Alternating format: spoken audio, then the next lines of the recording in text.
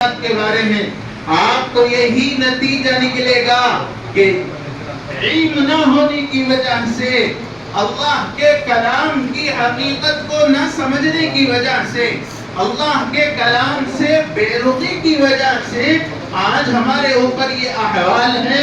آج امت کے بچیاں اور امت کے بچے یہ دین سے محروم ہو رہے ہیں اور ان کے اسلام کی کوئی گارنٹی نہیں ہے۔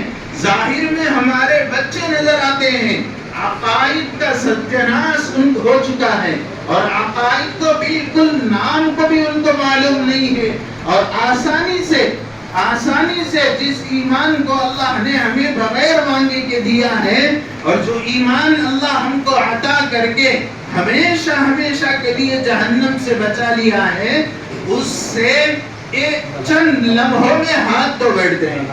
وجہ کیا ہے معلوم ہے؟ آدمی صرف ایک طرف کے بیلنس پہ چلنا شروع کر دیا۔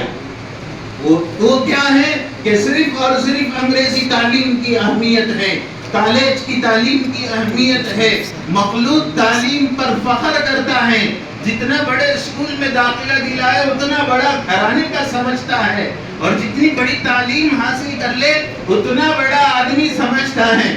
یاد رکھ لے، قرآن کی تعلیم کے بغیر اور قرآن کی تلاوت کے بغیر اور قرآن کو سمجھے بغیر کوئی بھی انسان، چاہے وہ PhD کیا ہوا ہو، وہ حافظ قرآن کی سند سے PhD کی سند ہے کچھ بھی نہیں،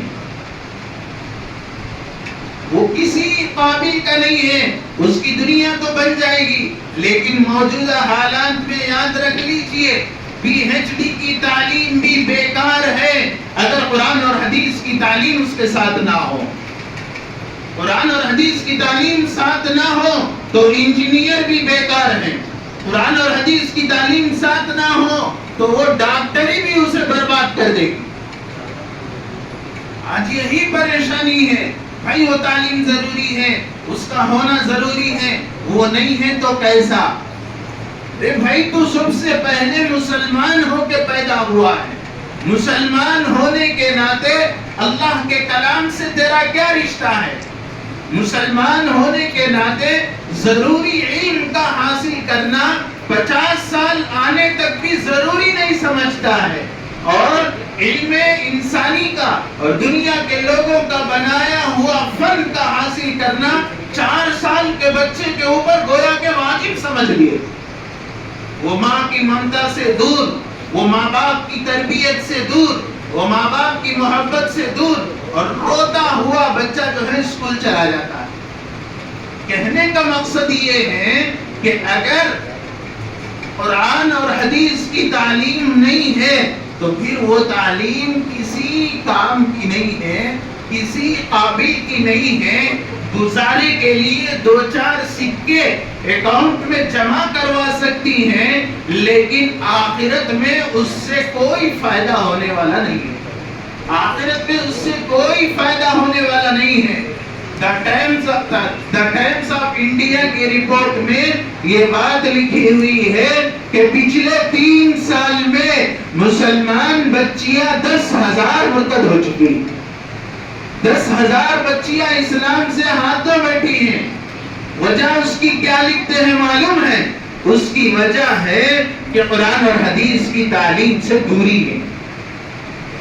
ماں کا گود بھی اس سے خالی ہے، گھر کا ماحول بھی اس سے خالی ہے۔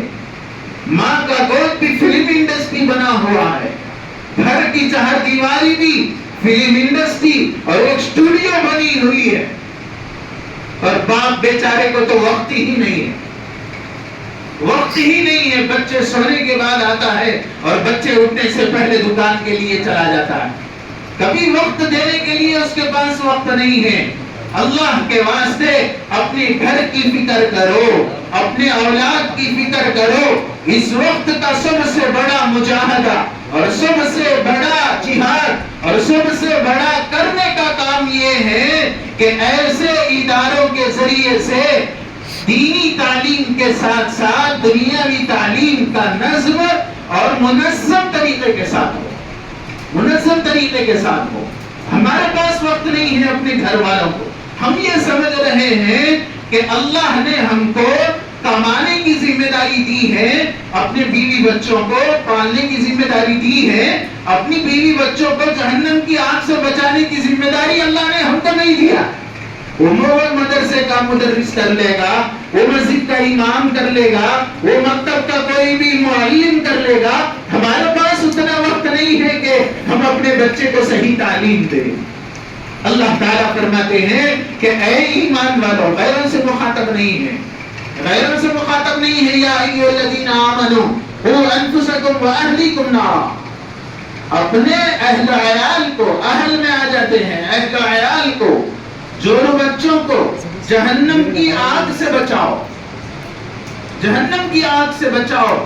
سب کچھ انتظام کر کے اپنے بیوی بچوں کو جہنم کے حوالے کر دے، وہ شوہر ناکام ہے، وہ شوہر بڑا ظالم ہے۔